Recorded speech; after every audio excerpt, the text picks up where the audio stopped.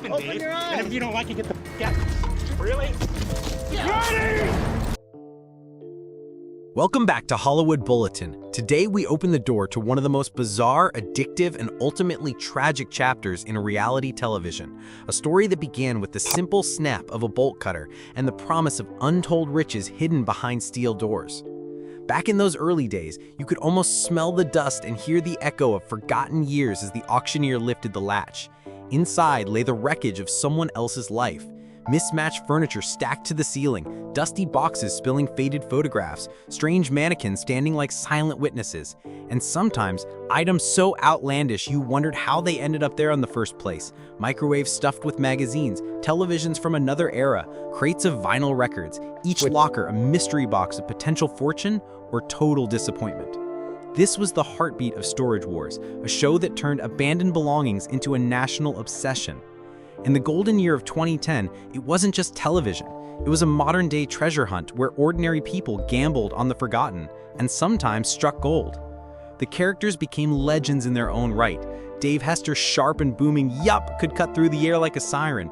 Brandy and Jared's endless banter felt like watching a couple trying to survive both love and bankruptcy at the same time.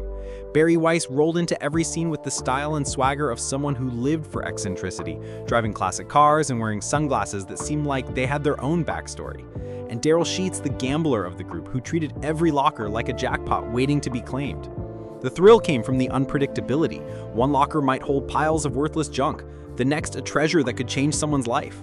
The early seasons had a rawness to them, a sense that you were witnessing genuine risk, genuine discovery, and genuine personalities colliding under the heat of competition.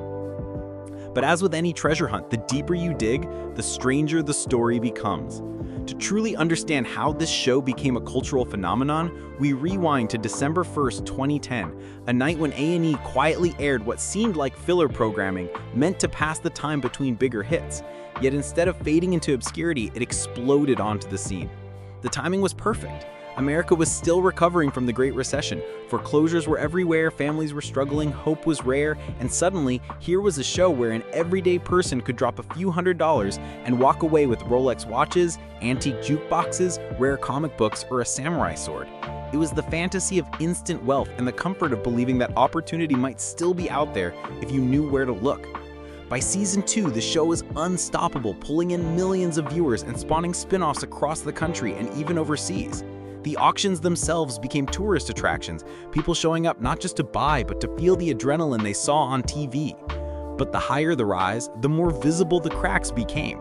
Strange coincidences began to pile up, units with suspiciously pristine high-value items placed in perfect view, storylines that felt too neat.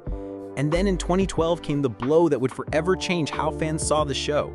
Dave Hester, one of its loudest and most recognizable stars, filed a lawsuit claiming the show was staged, accusing producers of planting treasures in lockers, giving certain cast members extra money to bid, and creating manufactured drama to keep audiences hooked. A&E responded carefully, admitting some scenes were arranged and dialogue was scripted, but denying full-scale fakery. It was a half-confession that confirmed just enough to plant doubt in every viewer's mind. Hester eventually returned to the show in 2014, a twist that felt almost scripted itself. But by then, the trust was gone. Fans were now watching to catch the trick rather than to see the treasure. And soon, the series was hit with darker turns. In 2013, Mark Bolello, a flamboyant and memorable figure on the show, was found dead in his car from carbon monoxide poisoning. It was a tragedy that cast a shadow on the entire production. Later that same year, Barry Weiss left, taking with him the charm and eccentricity that many considered the soul of the series. The exits didn't stop there. Brandon Sheets left in 2014 under quiet and questionable circumstances, and then came the infamous 2015 parking lot brawl between Dave Hester and auctioneer Dan Dodgson, an ugly confrontation filled with shoving, shouting, and chaos that felt more like a wrestling storyline than a business dispute. By now, the public was realizing Storage Wars wasn't really about treasure anymore. It was about the spectacle. And the most unbelievable moment of all happened in 2018 when a couple bought a locker for $500 and found a safe with $7.5 million in cash. But the cameras weren't there.